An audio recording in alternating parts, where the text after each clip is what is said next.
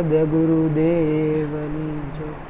કે કહે બ્રિजेश क्यों रोवत जब लीला करे भगवान, कि कहे ब्रिजेश क्यों रोवत जब लीला करे भगवान, आत्मा को खुद पहचान जब खुद कहलावे भगवान। કે જે ઋષિ મુનિઓ હતા એ લોકોનો જ્યારે નામની અંદર ઊંડા ઉતરા, એની જે માયા હતી, જે મૃત્યુલોકની જે માયા હતી, એમાંથી એ લોકો બહાર નીકળ્યા। જ્યારે આત્માનું જે સુખ હતું એ લોકોએ ભોગવ્યું, ત્યારે એ લોકોનો મત કેવો હતો કે મૃત્યુલોકના બધા વ્યક્તિ કઈ રીતે જિંદગી જીવે છે, કે જેવી રીતે આપણે કોઈ વ્યક્તિ હોય, ટુ વ્હીલ હોય કે ફોર વ્હીલ હોય, હાંકતા હોય, અને જ્યારે હાંકતા હોય ને પહેલા ગેરમાં ગાડી હોય અને લીવર ગેર એટલે ગાડી ચાલુ કરે ત્યારે પહેલો ગેર જરૂરી છે, પછી થોડાક આગળ જાય ને એને જો ગેર ફેરવતા ન આવડે, પહેલો ગેર રહે, ગમે એટલું લીવર જાય ને તો તેને ગાડી ગાજે ખરી પણ સ્પીડ ન પકડી શકે। એની હાટું એના જીવનમાં બીજો ગેર આવવો જોઈએ, ત્રીજો ગેર આવવો જોઈએ, જો ચોથો ગેર આવે, છેલ્લો ગેર આવે ત્યારે ગાડીની સ્પીડ પકડે। એમ એ રીતનું છે કે મૃત્યુલોકના બધા જિંદગીમાં વ્યક્તિઓ છે ને એને એક વસ્તુ સમજવામાં આવે, એમાં બધા સારા વ્યક્તિઓની વાતો કરેલી છે કે જેટલા મહેનતુ વ્યક્તિ છે એ બધાને એક વસ્તુ સમજવામાં આવે કે જિંદગીમાં કંઈક મેળવવા માટે કંઈક ગુમાવવું પડે, કે જો સુખ સુવિધા જોતી હોય અથવા તો ઘરના કોઈ સદસ્ય હોય એને કોઈ સારું સુખ સુવિધા જીવન હોય, અથવા તો ખાલી પરોપકાર કરવું છે, કોકનું ખાલી સારું કરવું છે, તો હોતે વ્યક્તિને પોતાને મહેનત કરવી પડે કે બીજા કોઈનું સારું નથી કરવું, આપણે પોતા માટે સારું કરવું છે, નામની અંદર ઊંડું ઉતરવું છે, આત્મતત્વનો અનુભવ કરવો છે, તો હોતે વ્યક્તિને પોતાને મહેનત તો કરવી જ પડે, જે સ્મરણ કરવું પડે હોતે શરૂઆતમાં મહેનતના જ રસ્તા છે કે પૂનમ બીજનો સત્સંગ હોય ત્યારે બહારના બધાને રખડતા આવડતું હોય, તો હોતે આપણે એક સત્સંગ સભાની અંદર બેઠા છે તો એ હોતે કોઈક વસ્તુનો ત્યાગ કરીને જગ્યા મેળવ્યું, ધ્યાનની અંદર બેસીએ છીએ ત્યારે હોતે આપણે સુખ સુવિધા જે મળતી હોય, બીજા બધા જે જલસા કરતા એ મૂકીને ધ્યાનસ્થાનની અંદર સ્થિર થઈ ગયું। એક એક જગ્યાએ મહેનત તો કરવી જ પડે છે। પછી ભલે જે નામની અંદર ઊંડા ઉતરેલા વ્યક્તિઓનો મત તો એવો હતો કે ભાઈ આપણે મંત્રનું સ્મરણ કરવાની જરૂર જ નથી રહેતી, ધ્યાનમાં બેવાની જરૂરત જ નથી, કુદરતી રીતે એ લોકો વસ્તુ ઓટોમેટિક થતી જાય। એ કઈ રીતનું છે, એ કેવી ટેવ છે, એ રીતની ટેવ છે કે ધારો કે ઉદાહરણ લઈ કે ભાઈ એક વ્યક્તિમાં ખરાબ આપણે ટેવ સમાજની અંદર ગણાતી હોય, કે ઉદાહરણ તરીકે લઈ લે કે ભાઈ આલો મદિરાપાન કે દારૂ પીવા જેવી ટેવ છે, અથવા કોઈ ડ્રગ્સની એવી ટેવ છે, કે એક આદત પડી ગઈ વ્યક્તિને કે જે ખરાબ જ ટેવ ગણે છે બધી રીતે, ફાઇનાન્શિયલી, આર્થિક દ્રષ્ટિએ, શારીરિક દ્રષ્ટિએ, માનસિક દ્રષ્ટિએ, અને આપણે આધ્યાત્મિક દ્રષ્ટિએ હોતે ને કે ભાઈ આપણે દારૂ ઉપર પ્રતિબંધ છે, ભાઈ નામની અંદર કોઈ પણ વ્યક્તિ આ ધર્મની અંદર આવે એટલે એક વસ્તુ નહીં કરવાની, તો એ રીતે બધી રીતે ખરાબ છે। હા મેં ખારામાં હારી ટેવ લઈ લે કે ભાઈ કોઈ વ્યક્તિ હોય ધ્યાનસ્થાનની અંદર સ્થિર થાય અને આપણે ખારામાં હારી ટેવ કહેવાય કે વ્યક્તિને એક ટેવ પડી ગઈ, તો બે વસ્તુમાં અમુક વસ્તુ જોવે ને તો હેલ એ એક જ હરખી છે, કઈ હરખી છે કે જ્યારે શરૂઆત કરે ને તે બે અઘરું જ હોય, ધ્યાનસ્થાનમાં સ્થિર થવું જેટલું અઘરું ને એટલું પહેલી વખતે દારૂ પીવું હોતે ને અઘરું છે, જેમ જેમ એમાં ઊંડા ઉતરતા જાય ને એમ બે હેલું લાગતું જાય, એમ એની લત લાગતી જાય, પછી આના આજુબાજુનું ગ્રુપ છે એ હોતે ને જેમ ઓલાને ગ્રુપ મળી રહે, માને ગ્રુપ મળી રહે, એ બધું હરખું થતું જાય છે। આ વસ્તુ આપણને શું શીખવાડે કે મનુષ્યના શરીરને અથવા તો એના મનને એ ખબર જ નથી પડતી કે સાચી વસ્તુ કઈ છે અને ખોટી વસ્તુ કઈ છે, એને એવી ખબર પડે કે આપણું જે માનસિક છે એ હોતે વૈજ્ઞાનિકો એવું કે એના સાચા ખોટાનો ખબર નથી પડતી, એને ખબર પડે કે એક વખત એક વ્યક્તિએ કર્મ કર્યું અને એ વ્યક્તિ મહેનત કરી અને છેલ્લે એને જે કંઈ ફળ મળ્યું એ ફળ એને ગમે છે એટલે બીજી વખતે પાછો મહેનત કરશે, એટલે મગજ કેવું કરે છે બીજી વખતે મહેનત હોય ને થોડીક હેલી કરીએ, ત્રીજી વખતે પાછી હેલી કરી દે, ચોથી વખતે પાછી હેલી કરી દે, એમ કરતાં કરતાં એ જે મહેનત છે ને ટેવની રૂપમાં પરિવર્તન કરી નાખે, કે જેમ કે કોઈ વ્યક્તિ જીમ જતો હોય તો ટેવની રૂપમાં પરિવર્તન કરી નાખે। એટલે પરમાત્માએ આપણને એક વરદાન જેવું આપ્યું, તો ટેવને હરખા કર્મની અંદર વાપરવાનું, કે જે ધ્યાનસ્થાનની અંદર સ્થિર થવાનું, અત્યારે મનને સ્મરણમાં લગાડવાનું, આ કરીએ ને તો કેવું થાય કે જે ભવિષ્ય છે એ સારું થાય। એટલે જે આપણે વાત કરી હતી એમ કે શરૂઆતમાં જ્યારે વ્યક્તિ મહેનત કરતા હોય ને ત્યારે બધા વ્યક્તિ એમ કરતા એટલી મહેનત કરવી પડે, એટલી માથાકૂટ કરવી પડે, પણ જ્યારે વ્યક્તિ નામની અંદર ઊંડા ઉતરે ત્યારે એની વસ્તુનો ખ્યાલ આવે કે ભાઈ તું ક્यों રોવો હતો, કે આપણે રોવાની કે મહેનત કરવાની કંઈ ખાસ જરૂર જ નથી, કે જબ ખુદ લીલા કરે ભગવાન, કે જ્યારે પરમાત્મા છે પોતે જ મૃત્યુલોકમાં લીલા કરવા આવે છે, એ ખુદ પોતે જ મૃત્યુલોકમાં, એની માટે કોઈક રમત બરાબર ક્યારેક કોઈ વસ્તુ થઈ જાય છે। કે જે આપણે ઘડીક પહેલાં ગાડીની વાત નહોતા કરતા, મનુષ્ય છે એની મહેનત એટલે લીવર જેવું છે, એ લીવર દઈએ કે મહેનત કરી કે પણ જે ગેર પાડવાનું કામ છે એ કિસ્મત છે, એ પરમાત્મા છે, એ જે ગુરુ તત્વ છે ને એનું કામ છે। એક વખત એ લોકો ગેર પાડી દીધો એટલે એટલી ને એટલી મહેનતમાં સ્પીડ એમને ડબલ થઈ જાય, એટલા ને એટલામાં 3 ગણી સ્પીડ થઈ જાય, પણ જ્યારે વ્યક્તિ પોતાની તરફથી જ મહેનત કરે રાખે કે ભાઈ કેમ ન થતું કેમ ન થતું, તો એમ વિશ્વમાં ગમે એટલી મહેનત કરે ને એમ નથી થતું। એ બે ડાબા ને જમણા પગ જેવું છે, લંગડી લઈને કેમ કોઈ વ્યક્તિ આગળ ન જાય, એ રીતે કદાચ 5મો ગેર હોય તો વ્યક્તિ લીવર ન જાય તો એ ગાડી અહીંયા ઊભી રહી જાય, એટલા હદ સુધી કે ઊંચા ગેરમાં અમુક સ્પીડમાં ગાડી હાલતી હોય તો એ ગાડી બંધ પડી જાય। એમ એની જેવું છે કે કર્મયોગી વ્યક્તિ, મહેનતવાળા વ્યક્તિ, એ મહેનત તો હોવી જોઈએ ને એની ઉપર ગુરુની કૃપા હોવી જોઈએ, આ બેનું જે બેલેન્સ છે આ જ વ્યક્તિને હંમેશા આગળ લઈ જાય। એટલે જ એવું કહેવાય છે કે જ્યારે પરમાત્મા જ્યારે મૃત્યુ લોકો પર એ લોકો લીલા કરે છે તો પછી આપણે ટેન્શન લેવાની જરૂર નથી, આપણે ઉપાધિ કરવાની જરૂર નથી, એ લોકોના રહીને ખાલી જિંદગી જીવવાની જરૂર છે. જેવી રીતે કોઈ બાગ બગીચામાં ફરવા ગયા હોય ત્યારે કેમ એની એન્ટ્રી ફી કેટલી હોય, બેહવાની વસ્તુ લેવાની, એની કેટલા ધન દેવું પડે એ આપણે કંઈ ઉપાધિ નથી હોતી. એ પરમાત્માને લેવા દેવા છે. જે ઘડીક પહેલાં જ ઘણા મામા વાત કરતા હતા કે ગર્ભની અંદર બાળકનો જન્મ થયો ત્યારથી એ લોકો રખેવાળી કરતા હોય.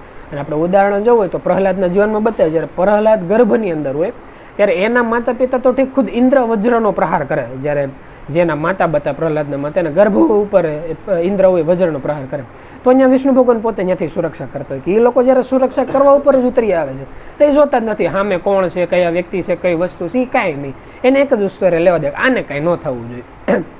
એ સુરક્ષા આપણી કરે છે. અને એથી એક સ્ટેપ આગળ જાય તો જ્યારે ઘડીક પહેલાં મામા વાત નહોતા કરતા કે ભાઈ જ્યારે પહેલી વખતે આત્મા પરમાત્માથી વિખૂટા પડ્યા ત્યારથી અત્યાર સુધી એક એક ક્ષણે એ લોકો આપણું રક્ષણ કર્યું છે.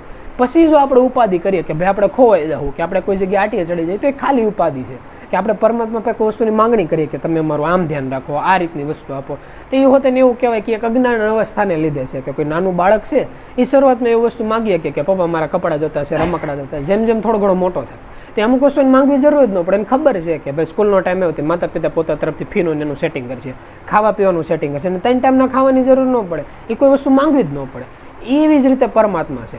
જે પરમાત્મા છે ને 24 કલાક આપણી રખેવાળી કરે છે. ખાલી થાય છે એવું કે આપણે એના બાળક થઈને રહેવું પડે.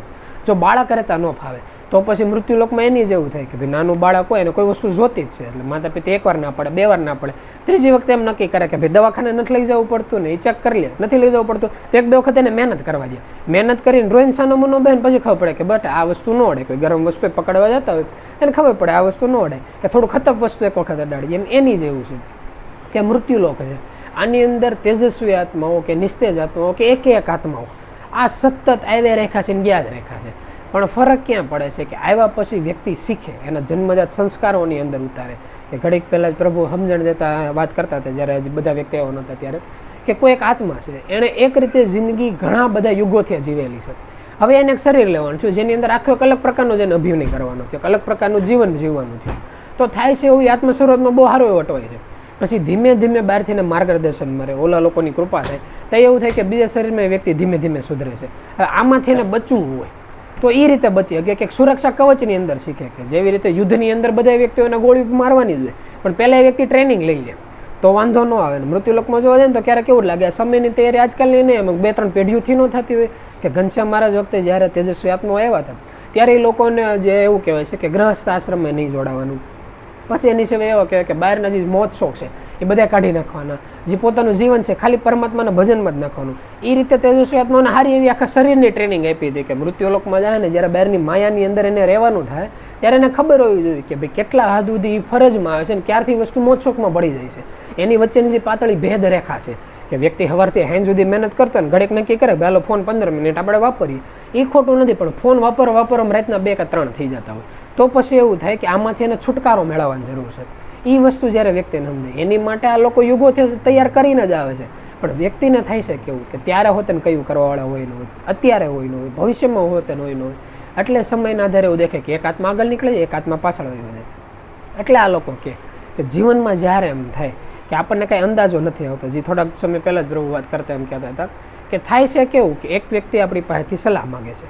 હવે આપણે એનો મતલબ એવો થાય કે એક શિષ્ય છે એને કોઈ ગુરુ પાસેથી કોઈ પણ પ્રકારની સલાહ માગે છે, ભાઈ શારીરિક છે, સાંસારિક છે, માનસિક છે, કોઈ પણ પ્રકારની સલાહ. તેમાં 99.2% એક ઘટના ઘટી હોય. પહેલી તો ઘટના એ છે કે એ વ્યક્તિને ખબર જ છે સામેવાળા વ્યક્તિ હું કહેવાના છે, કે શિષ્યને ખબર જ છે ગુરુ કયું માર્ગદર્શન દેવાના છે. હવે એ માર્ગદર્શનમાં એને ખબર છે કે આ આપણા પક્ષમાં છે. એટલે જ એ વ્યક્તિ કર્મ કર્યા પહેલાં પૂછે છે કે અમારો વિચારો તો આવી વસ્તુ કરવાની છે, અને ખબર છે આગળ ઓલા લોકો હા પાડવાના છે. ઓલા લોકો કે હા તમે તારે એમ કરો ને એટલે આ વ્યક્તિ પોતા રીતે કર્મ કરે. પછી થાય છે એવું કે 50% વ્યક્તિઓ એ રીતના આવે છે કે એને ખબર જ છે કે આ લોકો આની વિરોધમાં કહેવાના છે. એટલે આ વ્યક્તિ કેવું કરી સીધું કર્મ કરી નાખે, કરીને પછી વાત કરે કે હમણાં આવું થયું હતું એટલે મેં આ રીતનું કર્મ કરેલું છે. કે એને ખબર જ છે આગળ આપણે કેવું ઓલા લોકો ના પાડશે તો તેને પોતાનું ધાર્યું કરે છે.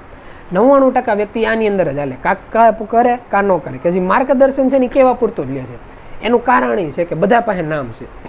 જ્યારે અંદરથી સ્મરણ કરે ત્યારે એને સાચા ખોટાની ખબર જ છે કે ભાઈ કઈ વસ્તુ સાચી કહેવાય ને કઈ વસ્તુ ખોટી કહેવાય. તો તેને પોતાની રીતે કર્મ કરે છે. એટલે જ્યારે ભોગવવાનો વારો આવે ને ત્યારે તેને એને ભોગવવું તો પડે જ છે. ફરક ખાલી કેટલું કરે, કર્મ કરતી વખતે સ્મરણ કરે એટલે ભોગવતી વખતે મન સ્મરણની અંદર હોય, પણ જે ભોગવવાનું થાય તો એને ભોગવવાનો જ વારો આવે. પછી એનાથી એક સ્ટેપ ઉપર ના આવે છે કે જે હકીકત શરણાગતિથી વિચાર કરે. કે પ્રભુ કેમ કરશું. અને જ્યારે વ્યક્તિ પૂછવામાં આવે ત્યારે મોટા ભાગે, જો કે કિસ્સા બહુ ઓછા જોયેલા છે કે વ્યક્તિએ પ્રભુને આ રીતે પૂછ્યો ને એ સમયે આપણે હાજર હોય કે ભાઈ આ વસ્તુ આપણે સાંભળેલી જોયેલી હોય, ત્યારે મોટા ભાગે પ્રભુના મગજમાંથી એના મોઢામાંથી એક જ શબ્દો નીકળાવે કે તમને જેમ બરોબર લાગે એમ કરો. એટલે ઓલા કે પણ તો હોત ને કાંઈ પણ વસ્તુ કે તમને જેમ બરોબર લાગે એમ કરો, એમાં બધી રીતની છૂટછાટ છે. એ વ્યક્તિ જેમ કરે ને એમાં ભવિષ્યનું સારું છે. એનું કારણ એ છે કે એને શરણાગતિ સ્વીકારી લીધી.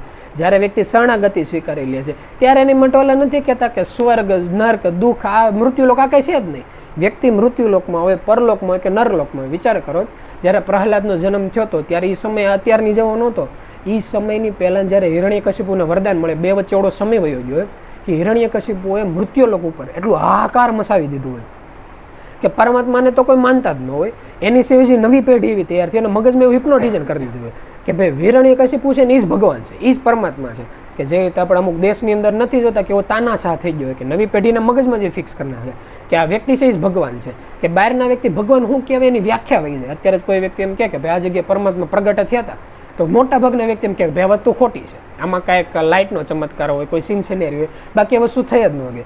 કે જેવી રીતે પરમાત્માના પ્રગટ થવા જે ઉપર કે ચમત્કાર ઉપર કે મૃત્યુલોકનો અત્યારે કળિયુગનો સમય આવી ગયો કે વ્યક્તિ અસ્વીકાર કરી નાખે. સમજેલા વ્યક્તિ હોય તેને એમ કે ભાઈ એટલું ન હોય, ગમે કંઈક બીજું હોય. એમ એ સમય જ્યારે હાલતો એમાં સૌથી ખરાબમાં ખરાબ જગ્યા જો જન્મ લેવાની હોય ને તો ખુદ હિરણ્યકશિપુના ઘરે દીકરો થવાની જગ્યા કહેવાય. તો અહીંયા જ્યારે પ્રહલાદનો જન્મ થયો ત્યારે એને કોઈ ફરક ન પડ્યો. જેવી રીતે પરલોકમાં પ્રભુના ખોળામાં બેહવાનું પોસ્ટ મળે ને એટલી પોસ્ટ આને મળી ગઈ ત્યાં ભાઈને. અને એ સમયની અંદર એવું બતાવે છે કે જ્યારે પહેલી વખત જ્યારે હિરણ્યકશિપુને અંત થાય ત્યારે નરસિંહ ભગવાન જ્યારે પ્રગટ થયા હોય ત્યારે પ્રગટ થઈને પ્રહલાદના ખોળામાં બેહારે ને ત્યારે પ્રહલાદ એક જ વાત કરે કે અત્યાર સુધી એવું થયેલું હતું કે મૃત્યુલોકમાં કેટલી વખત તમે પ્રગટ થઈને આવ્યા, પણ હર વખત કેવું આખી પૃથ્વીને બચાવવા આવ્યો હોય. જિંદગીમાં પહેલી વખતે એમ જોયું કે નાનકડા 3 થી 5 વર્ષના બાળક માટે ખુદ પરમાત્મા પરબ્રહ્મ પ્રગટ થઈને આવ્યા. નકર એની પહેલાં હું એક બાળકનું ક્યારેય અંત જ નહોતું કર્યું. ઓલા વ્યક્તિ કેટલાયના કસર ઘાણા વાળી નાખ્યા હતા. તો હું એ કોઈ ભગવાનની ભક્તિ નહોતા કરતા, એ કોઈ પૂજા નહોતી કરતા. તો એમાંનામાં ફરક ક્યાં હતો? એ જે ફરક છે ને એ ફરક ઓળખો, એ ફરક જાણો. એ ફરક એક જ જગ્યાએ છે કે સૌથી પહેલાં બે વ્યક્તિ જે હોય એમ આ વ્યક્તિએ ગુરુ તત્વમાં માન્યા. એને જ્યારે આ જો વિષ્ણુ પુરાણની જે સિરિયલ જો ત્યારે એવું બતાવે કે જે નારદ મુનિ હોય એની માર્ગદર્શન આપેલું હોય અને એની સિવાય અમુક જગ્યાએ અમુક બીજા ગુરુના નામ બતાવે છે. માર્ગદર્શન લીધા પછી મન કર્મ વચનથી એક જ જગ્યાએ સ્થિર. તો એ સ્થિર શું કામ થઈ ગયા? સ્થિર હોતે ને એટલે થઈ ગયા કારણ કે એના આગળના જેટલા શરીરો હતા એ શરીરની અંદર એને એક જ કર્મ કર્યું હતું. આમાં તો હજી એમાં સમજવામાં આવે કે ભાઈ પ્રહલાદના જીવ ઉપર ખતખતરો હતું. એનાથી હોત જો કોઈ એક સ્ટેપ આગળ જઈને વાત કરે તો ધ્રુવનું જીવન બતાવો કે જેના જીવનમાં એક કઈ પ્રકારનો પ્રોબ્લેમ નહીં, ખાલી મૃત્યુલોકમાં નક્કી કરે આપણે પરમાત્મા ભજન જવું છે અને 3 વર્ષનો બાળક હાલતો હાલતો વયો જાય અને રસ્તાની અંદર એવી આરાધના કરે, પરમાત્મા પ્રગટ થાય, વિષ્ણુ ભગવાન ખુદ પોતે પ્રગટ થઈને એને લઈ આવે, ખોળામાં બેહારીને માથે હાથ મૂકીને પૂછે કે બોલ બટા હું જોતું છે. તો એટલું મોટું એવું કેવું કર્મ કરી નાખ્યું 3 વર્ષના બાળકે કે જેની માટે પરમાત્મા પરબ્રહ્મ પરલોકમાંથી મૃત્યુલોકની અંદર આવી ગયા. એ કર્મ આપણે કરવાનું. એ કયું કર્મ છે? મન કર્મ વચનથી જે સમર્પણ ભાવ છે. આ સમર્પણ ભાવ તો એ 3 વર્ષના બાળકે કઈ રીતે સમર્પણ ભાવ કર્યો? 3 વર્ષના બાળક નથી. જ્યારથી મૃત્યુલોકમાં પહેલો જ્યારે આત્મા નોખા પડે ને ત્યારથી આત્મા મૃત્યુલોકમાં આવ્યા રાખા હોય ત્યારે એનું શરીર જેવું હોય ને એક જ રીતે હાલતું, એક રોબોટની જેમ કે ગુરુ મહારાજે કીધું આમ કરવાનું એટલે કરવાનું, પછી કંઈ જોવા જાણવાનું વિચારવાનું કાંઈ નહીં. એ લોકો જી કેમ સમજ જ્યારે એ રીતે શરીરોના શરીર ફેરવા જાય પછી જ્યારે એ લોકો મૃત્યુલોકમાં તેને એવું લાગતું જ નથી લોકો મૃત્યુલોકમાં જાય છે. એને એમ જ લાગે કે પરમાત્માનો બગીચો છે, એની ભેગા હાલતા રમવા નીકળ્યા હોય. જ્યારે આ રીતે જીવન થવા મળે એ જીવન સુધી અહીંયા પૂગવાનું છે. એ ભક્તની કક્ષા છે, એ કક્ષાએ અહીંયા પૂગવાનું. અને એટલે જ્યારે સાખીમાં આ લોકો એમ કે આત્માને ઓળખાવો ત્યારે તમે હોતે ખુદાથી જુદા નથી. કે જ્યારે વિશ્વની અંદર પરમાત્મા ખુદ તમે છો જ્યારે ખ્યાલ આવી જાય કે એટલા હદ સુધી કે પ્રભુ તો જ્યારે પરમાત્માને એના ભક્તોનું વખાણ કરતા જાય ને ત્યારે વખાણ કરતાં કરતાં એટલા હોતે ને કહીએ કે ભક્તો હોતે ને પરમાત્મા કરતાં એક સ્ટેપ એ ઉપર બતાવે છે. ઉપર એ રીતે કે પરમાત્મા છે ને એના કર્મના એના હિસાબ કિતાબના બધાને લેખાજોખા રાખવા પડે છે. એનાથી ઉપર કોઈ એને નથી કે એનું કોઈ ધ્યાન રાખી શકે, પણ ભક્તને એને લેવા દેવા નથી. એ ગમે ત્યારે મૃત્યુલોકમાં નાનું બાળક થઈને આવે કે બધી રીતની વિષમૃત્યુ થઈ ને તો એને ઉપાધિ નથી, એની ઉપર કોઈ ધ્યાન રાખવાવાળા છે. પરમાત્મા જ્યારે પોતે આવે ત્યારે એને બધી રીતનું સેટિંગ કરીને આવવું પડે છે. ઉપરથી અહીંયા એની માયા ભેગી હોય, એની આખી સેના ભેગી હોય. ક્યારે એવું સાંભળ્યું કે ઋષિમુનિઓ મૃત્યુલોક ઉપર આવ્યા તો એના આખા દાસ હોય, એની આખી જે સેના હોય ભેગી હોય. રામ આવે ને ત્યારે એની ભેગી આખી સેના હોય, કૃષ્ણ હોય ત્યારે એની ભેગા વ્યક્તિ હોય. ઓલા લોકોને કાંઈ જરૂર નહીં. એટલે કારણ કે એની જે રખાવાળી કરવાવાળા છે એની જ્યારે ઓળખાણ કરો, જે આત્મતત્વ છે આની ઓળખાણ કરો. જ્યારે એની ઓળખાણ કરશો ત્યારે આપણને એવું જાણવા મળશે, એવું સમજવા મળશે કે જે બાઇબલ છે, જે કુરાણ છે, જે રામાયણ છે, જે ગીતા છે, આ બધી ચોપડી છે ને એ બધું જ્ઞાન ખાલી એક વ્યક્તિને સમજાવવા માટે છે. બાકી નાના બાળકની અંદર જેટલી સમજણ છે ને એટલી સમજણે કાપી થઈ જાય. સમજણ કેટલી છે કે અત્યારે જે મન છે આને સ્મરણની અંદર લગાડી દો. જે 6 શબ્દ છે આનું સ્મરણ કરો. આ જે સ્મરણ છે ને એ જ વ્યક્તિને સ્થિર કરી શકે એમ છે, એ જ વ્યક્તિને સુખ શાંતિ આપી શકે એમ છે. નકર એ રીતનું થઈ જાય કે એક વખત એવું થાય કે જો કોઈ વ્યક્તિ પોતાની રીતે જિંદગી કરવા માંડે, એક જળ પ્રકારના વ્યક્તિ થઈ જાય, તો કેવું થાય કે એક વખત ભગવાન બુદ્ધ હોય ને એક ગામથી એ સમયની અંદર એવું બતાવે કે જ્યારે રજવાડામાંથી લોકો પરમાત્મા બુદ્ધજી બતાવે, જ્યારે સિદ્ધાર્થ મહારાજમાંથી બુદ્ધ તત્વની એને પ્રાપ્તિ થાય અને બૌદ્ધ તરીકે ઓળખાય, ત્યારે એનું જીવન આખું એવું થઈ જાય કે એક ગામથી બીજા ગામમાં ખાલી પર્યટન કરતું રહેવાનું. જે કોઈ વ્યક્તિ આવે માર્ગદર્શન દેવાનું, અને બધા વ્યક્તિને એક જ વસ્તુની શિખામણ દેવાની કે સ્થિરતા મેળવો, મનને સ્થિર કરો, બહારની જે માયા છે એને મૂકો. આ એક જ વસ્તુને સ્થિરતા મેળવવાની. અને જે કોઈ વ્યક્તિ હોય જે આજુબાજુના ગામડાઓમાંથી, શહેરોમાંથી કે રાજા રજવાડા આવે અને કોઈ પણ મનનો સવાલ પૂછે, પ્રશ્ન પૂછે, તો એનો જવાબ દેવાનો. તેમાં એક વખત એવું થાય કે પરમાત્મા બુદ્ધ હોય ને વ્યવસ્થિત રીતે બેઠા હોય, જે આજુબાજુના જે ગામડાઓ હોય એમાંથી વ્યક્તિઓ આવતા હોય, એમાં એક એવો વ્યક્તિ હોય કે જે પરમાત્માનું બહુ પ્રભજન કરતા હોય, બહુ પ્રભુભજન કરતા હોય. નાનપણથી જ્યારથી સમજો શીખવું હોય ત્યારથી જે કોઈ આપણે એમ કહીએ કે બાઇબલ તો બાઇબલ, કુરાન તો કુરાન, પછી એની સિવાય આપણે ગીતા હોય કે ભાઈ સ્વામિનારાયણ સંપ્રદાય થઈ ગયો તેની કોઈ ચોપડી હોય, વિષ્ણુ સંપ્રદાય થઈ ગયો તેના કોઈ ચોપડી હોય, એના જે નીતિ નિયમો હોય એ ઓલા નથી કહેતા બાળપણથી વ્યક્તિએ ભેખ પહેરી લીધો, આખું જીવન પરમાત્માની ઉપર જ એને ન્યોછાવર કરી દીધું. અને એકદમ વૃદ્ધત્વનો સમય નજીક આવી ગયો, 50-60 વર્ષની ઉંમર, અને એવા વ્યક્તિ આવીને હું સાંભળ્યું કે બુદ્ધ વ્યક્તિ અહીંયા આવ્યા છે કે જેને પરમાત્મા તત્વની પ્રાપ્તિ થઈ ગઈ છે. અને ઘણા ખરા વ્યક્તિઓને એવું કહેવાનું છે કે ખુદ પોતે જ પરમાત્મા છે. પણ શું છે એવું કે 60 વર્ષની પોતાનું જીવન વીવી ગયું, પોતાને પરમાત્મા તત્વના અનુભવ કે જે શાસ્ત્ર પુરાણમાં લખેલા આમાંથી કોઈ પણ ઘટના એના જીવનમાં ઘટેલી નહીં. હા, જે પોતાનું મન કર્મ વચન છે એ એક નો કે વફાદારી તરીકે એને જીવન જીતવેલું. એટલે એના મનમાં એક સવાલ થયો કે મૃત્યુલોકમાં હકીકત પરમાત્મા જેવું છે કે નહીં, કે આની કોઈ રખેવાળી કરવાવાળા, કોઈ નીતિ નિયમો રાખવાવાળા, કોઈ બનાવવાળા છે કે નહીં, કે આપણે ભગવાન બુદ્ધને પૂછીએ. એ વ્યક્તિ જો એમ કહી દે કે ભાઈ હકીકત પરમાત્મા છે તો આપણું જીવન એક સફળ થઈ જાય. એમ કે પરમાત્મા જેવો વ્યક્તિ નથી તો આપણે શું કરવું ને આપણને ખ્યાલ નહીં આવે. એટલે વ્યક્તિ અચકાતો એ જગ્યાએ જાય. ત્યાં જઈને જ્યારે બધા વ્યક્તિ સ્થિર થઈ જાય ત્યારે વ્યક્તિ સવાલ પૂછે કે હકીકત પરમાત્મા જો મૃત્યુલોકમાં છે કે નહીં, ત્યારે ભગવાન બુદ્ધ સ્થિર થાય અને જવાબ આપે કે મૃત્યુલોકમાં ભગવાન જેવું કંઈ છે જ નહીં, આખા મૃત્યુલોકમાં પરમાત્મા જેવું કંઈ છે જ નહીં. ઓલા વ્યક્તિનું જે જીવન હોય ને આખું ડખબખી જાય, ન્યાન્યાન સ્થિર થઈને ન્યાન્યાન બેસી જાય. પછી એ સમયની અંદર જે એના ભેગધારી સાધકો, એમાં જે એક મેન સાધક બતાવે, એ વ્યક્તિ આ જોવે કે ખબર ને કઈ રીતે બુદ્ધ કહે છે પણ જે કહેતા હોય સાચું જ કહેતા હોય. પછી એક બીજા વ્યક્તિ આવે કે જે વ્યક્તિ જિંદગીમાં કોઈ પરમાત્મામાં માન્યા જ ન હોય, એની માટે બધી વસ્તુ નાસ્તિક જોઈએ. કોઈ પણ જવાબ આવે સામે તર્કથી ને જવાબ આપે કે ભાઈ આ વ્યક્તિ આમ કર્યું તો આમ કરી શકતા, આમ કર્યું તો આમ કરી શકતા, આમ કર્યું તો આમ કરી શકતા હતા. એ બધી વસ્તુમાં તર્ક લગાડે કે કોઈ પણ બાઇબલ ખોલીને બે તેની વાહે તર્ક, કુરાન ખોલીને બે તેની વાહે તર્ક, ગીતા ખોલે તેની વાહે તર્ક. સરવાળે એક જ વાત કરે કે મૃત્યુલોકમાં પરમાત્મા જેવું છે જ નહીં. હવે એના 50-60 વર્ષ વયા ગયા, એ નક્કી કરે કે બુદ્ધ એવા છે ને ત્યાં જઈને આપણે પૂછીએ કે હકીકત પરમાત્મા જેવું છે કે નહીં. જો એમ કે નથી તો આપણું જીવન સફળ થયું, એમ કે છે તો પછી આપણને ખબર ન પડે જિંદગીમાં શું કરો. એ ત્યાં જઈને સવાલ પૂછે કે ભાઈ પરમાત્મા જેવું છે કે નહીં. ઓલા લોકો એક જ સવાલ કે કણે કણની અંદર પરમાત્મા પરમ છે, એક વસ્તુ એ જોવે છે, એક વસ્તુની ઈચ્છાથી થઈ જાય અને બધી વસ્તુ ધારે એ રીતે થઈ ગઈ. એટલે આ વ્યક્તિનું જે જીવન હોય આખું ડખમોખળ થઈ જાય. એ વ્યક્તિ ત્યાં સ્થિર થઈને બેસી જાય. એટલે જો સાધક બેઠો હોય ને એમ પૂછે કે તમે આવું શું કામ કર્યું. એક વ્યક્તિ જે પરમાત્માની અંદર માને છે એને તમે ના પાડી દીધી, એક વ્યક્તિ નથી માનતા એને તમે હા પાડી દીધી. આ જોઈને હું એટલા વર્ષથી તમારી ભેગો છું, હું કન્ફ્યુઝ થઈ ગયો છું કે તો હકીકત પરમાત્મા છે કે નથી. તમે આ વસ્તુની જે વાત કરી એની ગુથ્થી સુલઝાવો, તમે મને વાત કહો. એટલે ભગવાન બુદ્ધ તો પહેલાં એમ કે સૌથી પહેલાં તો એવું છે કે જે વ્યક્તિ તાવ આવ્યો હોય એને આપણે એમ કહેવાનું કે ભાઈ ઠંડુ નહીં ખાવાનું. જે વ્યક્તિને શરદી થઈ હોય એને આપણે એમ કહેવાનું ઠંડુ નહીં થવાનું. કોઈ વ્યક્તિ એવો છે કે એને ઠંડી વસ્તુ સારું થાય એમ છે તો આપણે એમ કે ભાઈ ઠંડુ ખાજો, ગરમ નહીં ખાવાનું. એમ સામેવાળા વ્યક્તિને જે રોગ છે એની દવા આપેલી હતી. તારે એવું છે તારી રોગ જ નહોતો, તારી માટે દવાની જ જરૂર નથી. એટલે તે જે એ વ્યક્તિ આવીને સવાલ પૂછે એટલે તેનો સવાલ સાંભળો, પછી તે મારો જવાબ સાંભળો, અને તે તારા મનમાં સવાલ એ રાખીને બેઠો ને જવાબ એ રાખીને બેઠો, એ તારી ભૂલ છે.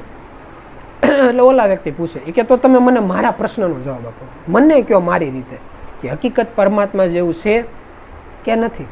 કે તારી માટે હકીકત પરમાત્મા જેવું છે, પણ તું જેને પરમાત્મા માનશો ને એ નથી. પરમાત્મા એ છે કે જેને તું આત્મતત્વ માનશો ને એ સાચું છે. જે મૃત્યુલોકમાં બહાર જે પરમાત્મા અત્યાર સુધી માનીને બેઠો હતો કે ક્યાંક પરલોકમાં એવા વિષ્ણુ ભગવાન બેઠા છે કે બ્રહ્મા બેઠા છે કે શંકર બેઠા છે કે શરીર આપણે વિખૂટો પડશું ત્યારે આપણે પરલોકમાં જઈને મોક્ષ મળશે. એ જે પરમાત્મા માનશો એ ક્યાંય નથી. જે ગુરુ મહારાજમાં માનશો એ છે. પછી જે આત્મતત્વની અંદર જે તું ખાલી વાતો કરશું કે ભાઈ આત્મા હોય ભગવાન પણ પોતે જે માનતો નથી એ વસ્તુ સાચી. જે માનતો નથી ને એ તારે સ્વીકારવાની જરૂર છે કે આત્મા છે એની જ હકીકત પરમાત્મા છે. એટલે ઓલો વ્યક્તિ કે એ તો મને હાલો અડધું સમજાણું, કારણ કે એટલા ટાઈમથી સત્સંગ સભાની અંદર બે હજી વસ્તુ મનની અંદર બેહેલી નથી.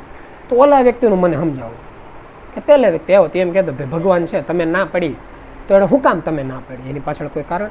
એ કે જો એવું થયેલું છે, એ વ્યક્તિનો જન્મ થયો, જન્મ થતા હોય તો કોઈ પણ વ્યક્તિ હોય જન્મ થતા હોય તો કોઈ નાનકડું એવું પશુ પક્ષી હોય ને ઈંડાની અંદર હોય તો જ્યારે બચ્ચું નીકળે ને ત્યારે નજર સામું જે પક્ષી દેખે ને એને માતા કે પિતા ગણી લે, કે એની માટે સ્વીકાર કરી નાખે કે ભાઈ જી છે યાદ આપણા પરમાત્મા છે.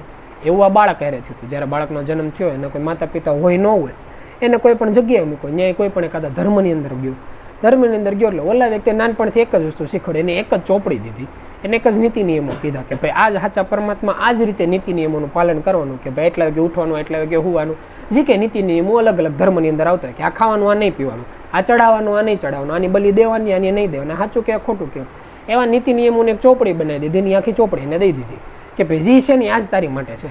ઓલા વ્યક્તિએ સ્વીકારી લીધું. એ વ્યક્તિ વાંચવા માંડ્યો, એની રીતે જીવન જોવા માંડ્યો, આખી જિંદગી એની વાહેને નિભાવી દીધી.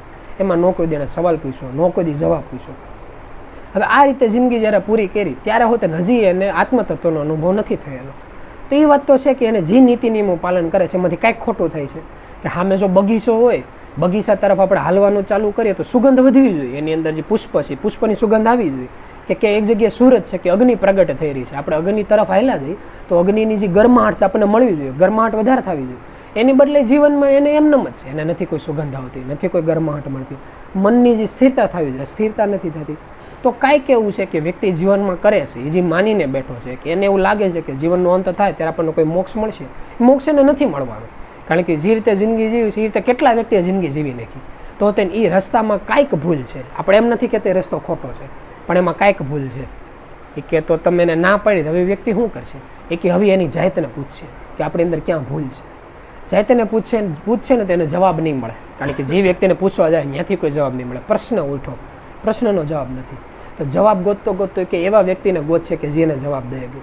મૃત્યુ લોકમાં હકીકત પરમાત્માની બધે વાતો કરીએ કે, પણ જે પરમાત્મા સાથી ઠોકીને એમ કહીએ કે ભાઈ હકીકત આ રીતે જિંદગી જો તમને પરમાત્મા તત્વનો અનુભવ થાય, એ ખુદ પોતે પરમાત્માને મળેલા આવ્યા વ્યક્તિ કહે કે જે ગુરુ મહારાજ છે કહીએ કે ક્યાંક આના મનમાં રહેલો સવાલ, એ સવાલ એક સમય એવો આવશે જ્યારે શરીર છોડશે ત્યારે સવાલ ભેગો જાય, બીજા શરીરની અંદર એ સવાલ જો ન્યા હોતે ને એને પરમાત્મા તત્વની અનુભવ થયેલા વ્યક્તિને મળશે, એટલે ગુરુ મહારાજ મળશે. ત્યાંથી એની જે જીવન છે આગળના રસ્તે હાલશે. તો એટલે વ્યક્તિએ પાછો સવાલ પૂછ્યો તો હજી 50-60 વર્ષ એને જિંદગીમાં બગાડે, હું એને ખોટું કર્યું? એ કે કાંઈ ખોટું નથી કર્યું, વ્યક્તિએ મહેનત કરેલી છે, સાચી હૃદયથી જે વસ્તુ મહેનત કરી છે એ વ્યક્તિને એને ફળ મળ્યું. એ ફળ જ એને આગળની યાત્રા કરાવડાવશે. એને જે એકાગ્રતા મેળવી, એને જે ડિસિપ્લિન મેળવ્યું, જે અત્યારે એને નક્કી કર્યો સવારે એટલા વાગે ઉઠવો, એટલા વાગે હું, એને જે મહેનત કરી, મહેનત એને બીજા શરીરમાં કામ લાગશે. કારણ કે વહેલા મોડું કોઈ કેમ તો કે ધ્યાનમાં બેસજે, આ વસ્તુને છોડજે, આ વસ્તુની પ્રાપ્તિ કરજે, એ બધા નીતિ નિયમો એને કામ લાગશે.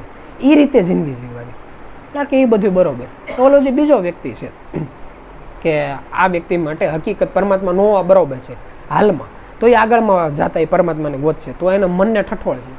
એ કે જો બીજો વ્યક્તિ હતો, એ વ્યક્તિ એવો છે કે બધી વાતમાં તર્ક લે, એને એક શાસ્ત્ર પૂર્ણ વાંચી લીધા છે. કારણ કે કોઈ પણ વ્યક્તિ એમ કે ભાઈ આપણે કૃષ્ણ અવતારની અંદર જે કૃષ્ણ બતાવે એને આખો ગિરનાર ઊંચો કર્યો, કે જે આપણે ગોવર્ધન પર્વત બતાવે, ગોવર્ધન પર્વત ઊંચો કર્યો હતો, તો કૃષ્ણ ભગવાન એટલે ભગવાન કહેવાય કે ભાઈ એનો ગોવર્ધન પર્વત આખો ટચલી આંગળી ઉપર ઊંચો કર્યો હતો.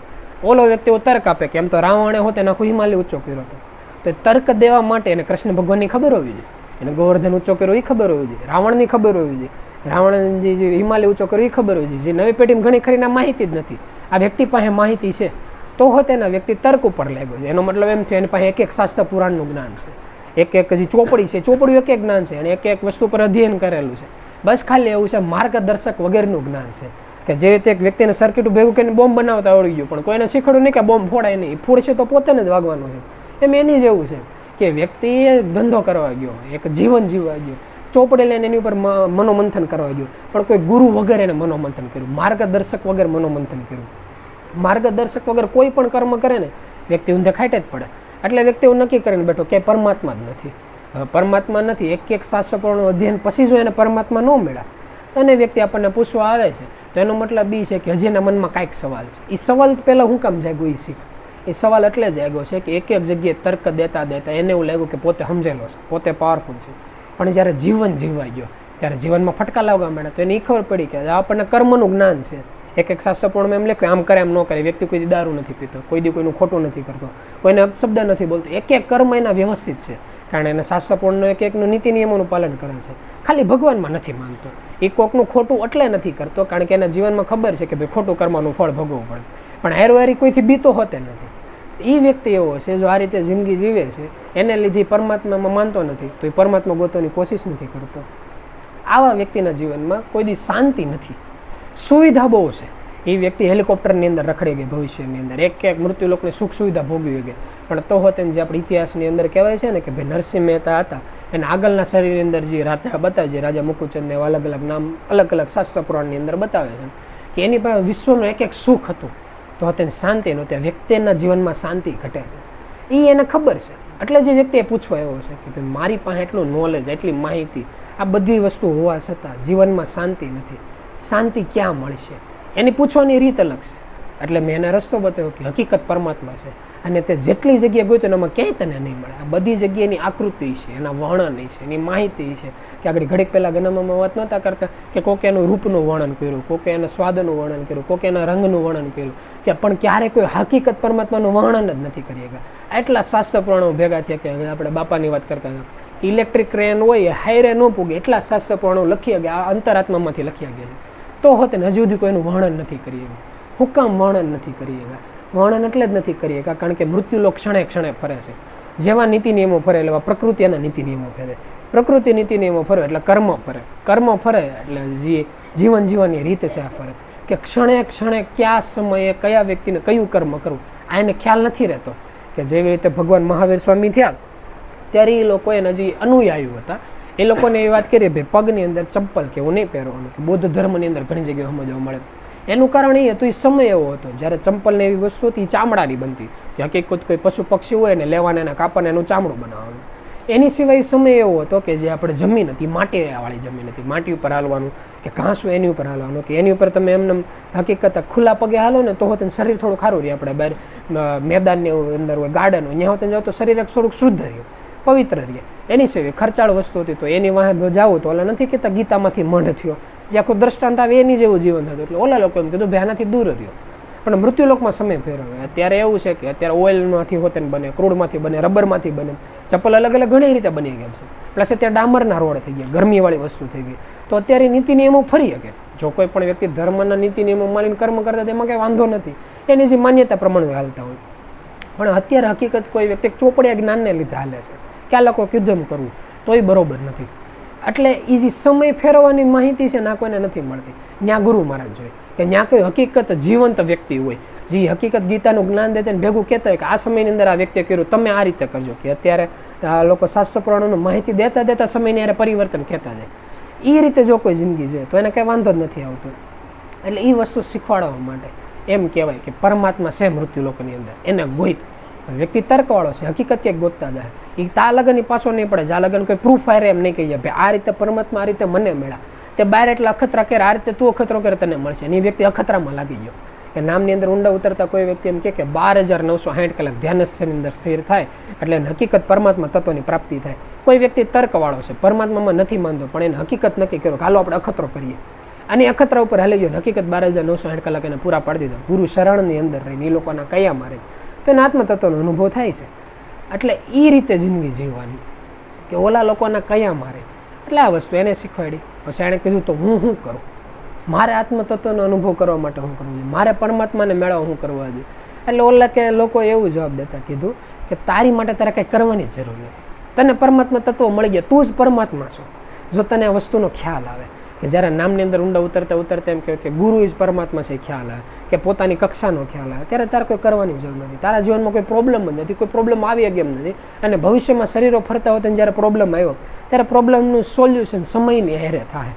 જ્યારે આ વસ્તુને ખ્યાલ આવે ત્યારે વ્યક્તિનું જે મન છે ને એ સ્થિરતાના રસ્તા ઉપર હાલે. અને એટલે એવું કહેવાય છે કે જ્યારે કોઈ પણ ગુરુ મહારાજ હોય, જે ઘડીક પહેલાં જ ગનામામાં વાત નહોતા કરતા એ રીતે કે જ્યારે ગુરુ મહારાજ હોય કે તેજસ્વી આત્મા હોય જ્યારે વાત કરતા હોય ત્યારે સવાલ જવાબ માહિતી આ બધા હારે નહીં હાલવાનું. ત્યારે એક જ વસ્તુ હારે લેવાનું, સ્મરણ. સ્મરણ હોય છે તો ઓલું બધું હોય છે.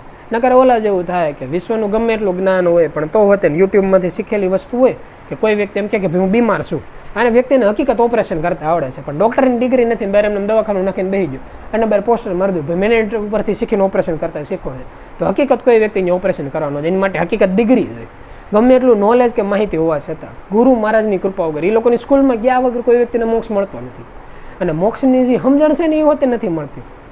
નકાર એવું કહેવાય છે કે ભાઈ ઘણા વ્યક્તિ એમ કે મોક્ષ કેને કહો, તો મોક્ષ જો કોઈ વ્યક્તિ એમ ગણતા હોય કે મનની સ્થિરતા થાય અને પરલોકમાં સ્થિર થઈને રહી ગયા એને મોક્ષ કહેવાતો હોય, તો વિચાર કરો જે આપણે એક શાસ્ત્રપુરાણ અંદર જે રાક્ષસોની માહિતી આવતી હોય કે ભાઈ રાવણ અને કુંભકર્ણ હતા, હિરણ્યકશિપુ અને હિરણ્યાક્ષ હતા, પછી એની સિવાય જે આપણે રામદેવ પીરનો અવતાર બતાવે ત્યારે જે ભેરવો બતાવે, આ જે બધા રાક્ષસો હતા વિષ્ણુ લોકમાં જ હતા, વિષ્ણુ લોકના દરબાર હતા, એટલા નિકટતો વ્યક્તિ હતા. તો હોતે જ્યારે વ્યક્તિ પોતાની મન પોતા તરફથી કંટ્રોલ લે, પોતા એની ઉપર લગામ રાખીને બેહે, ત્યારે એવું થાય સ્વતંત્રતા એનો પ્રૂફ મળે, એને સ્વતંત્રતા મળે. એ સ્વતંત્રતા મૃત્યુલોકમાં પોતાની રીતે જે બરોબર લાગે કર્મ કરીને ફળ ભોગવે. એટલે એ જ ધ્યાન રાખવાનું, મનને સાઈડમાં મૂકીને પોતાનું જે મન છે ને એને સ્મરણમાં લગાડી દેવાનું. એટલે આપણને એ વસ્તુ જાણવા મળે કે સ્થિરતા છે ને આ જ બધું છે.